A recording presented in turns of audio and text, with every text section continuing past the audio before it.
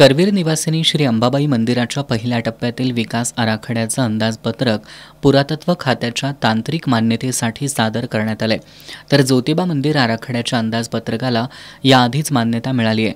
पुढील 8-10 दिवसात अंबाबाई आराखड्याला मान्यता मिळाल्यानंतर दोन्ही कामांची निविदा प्रक्रिया केली जाईल, अशी माहिती जिल्हाधिकारी अमोल येडगे यांनी दिली.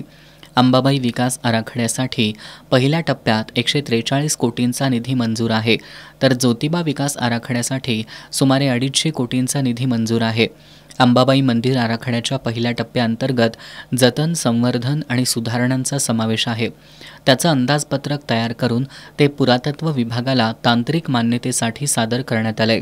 ज्योतिबा आराखडा याआधीच सादर झाला होता. त्यात पुरातत्व विभागानं सांगितल्याप्रमाणे अपेक्षित बदल, दुरुस्ती करून या अंदाजपत्रकाला तांत्रिक मान्यता मिळाली आहे.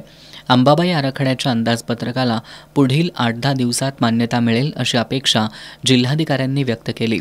राज्य सरकारकडून तांत्रिक मान्यता मिळाल्यानंतर अंबाबाई आणि ज्योतिबा या दोन्ही मंदिरांचे आराखडे राबवण्यासाठी पुरातत्व विभागाकडून निविदा प्रक्रिया केली जाणार आहे. दरम्यान अंबाबाई मंदिराच्या पहिल्या टप्प्यात तसंच पुढील टप्प्यामध्ये मिळकतींचं संपादन करावं लागणार आहे. त्यासाठीची नुकसान भरपाई कोणत्या स्वरूपात देता येईल याबाबतच्या पर्यायांचा अहवाल नगरविकास विभागाच्या अप्पर मुख्य सचिवांच्या अध्यक्षतेखाली गठीत झालेल्या समितीपुढे सादर केलाय. बाधितांचे पुनर्वसन, नुकसान भरपाईची रक्कम यासह वेगवेगळे पर्याय, त्याची माहिती अप्पर मुख्य सचिवांना बैठकीत दिल्याचंही जिल्हाधिकारी अमोल येडगे यांनी स्पष्ट केलं.